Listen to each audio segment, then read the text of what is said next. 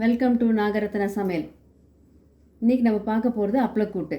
தேவையான பொருட்கள்: சீரக அப்பளம் பொரிச்சது, கடலைப்பருப்பு வேக வச்சது, வெங்காயம், பச்சை மிளகா, தேவையான அளவு உப்பு, கடுகு தாளிக்க, தேங்காய், உடச்ச கடலை, இஞ்சி, பூண்டு. இந்த தேங்காய் எண்ணெயில் தான் நீங்கள் இதை பண்ணணும். ஜஸ்ட் 1/2 டீஸ்பூன் தேங்காய் எண்ணெய் விட்டால் போகிறோம் கடுகு தாளிக்கிறதுக்கு. இப்போ சமைக்கலாம். இப்போ பாத்திரம் போட்டாச்சு. இப்போது ஒரே ஒரு டீஸ்பூன் தேங்காய் எண்ணெய் விடுங்க. கடுகு போடுங்க. எண்ணெயை ஸ்ப்ரெட் பண்ணிவிடுங்க. நல்லா ஸ்ப்ரெட் பண்ணிட்டீங்கன்னா உங்களுக்கு நல்லா வெடிக்கும் கடுகு. இப்போ கடுகு வெடிச்சிடுச்சு. வெங்காயம், பச்சை மிளகாய் போட்டுருங்க.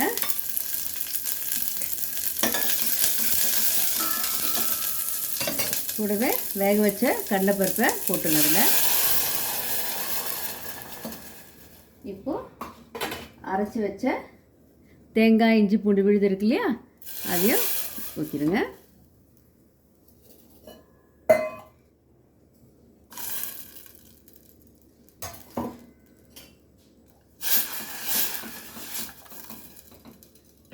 இப்போது உப்பும் போட்டுருங்க.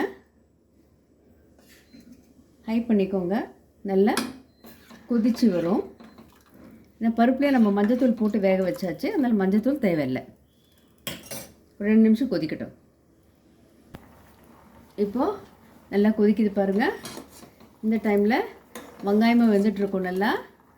ஸோ அப்பளத்தை எடுத்து அப்படியே போட வேண்டியதுதான். நீங்கள் கொஞ்சம் உடச்சும் போடலாம். இப்படி உடச்சி போட்டிங்கன்னா கொஞ்சம் ஊறி நல்லாயிருக்கும்.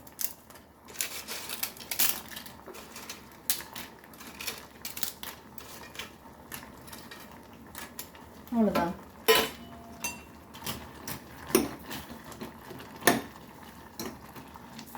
ஜஸ்ட் ஒரு 1 செகண்ட் வெயிட் பண்ணுங்கள். கொதிக்கும்.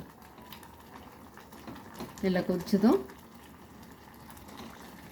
அப்பளக்கூட்டு ரெடி. நம்ம பிளேட்டிங் பண்ணலாம். இப்போ அப்பளக்கூட்டு ரெடி.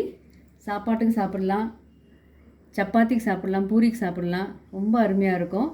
ஸோ லைக் பண்ணுங்கள், ஷேர் பண்ணுங்கள், சப்ஸ்கிரைப் பண்ணுங்கள் நாகரத்னா சமையலுக்கு. தேங்க்யூ.